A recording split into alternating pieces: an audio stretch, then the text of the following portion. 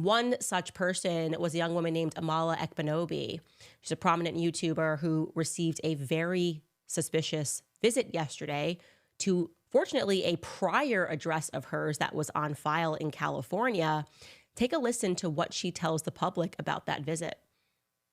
Two private investigators just visited a place I used to live in search of me, and they were coming to ask me whether or not I've been paid to talk about P. Diddy and his connection to other celebrities on my show.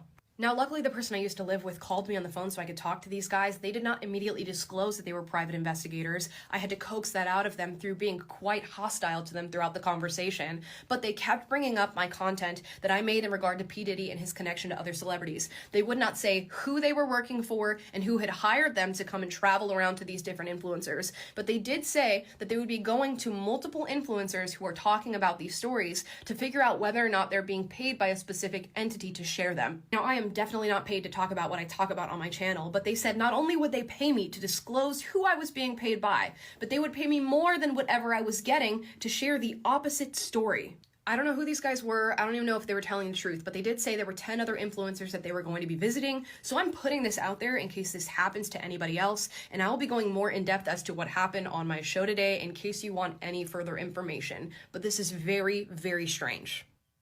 It's unbelievably strange that they would be knocking door to door and offering people money.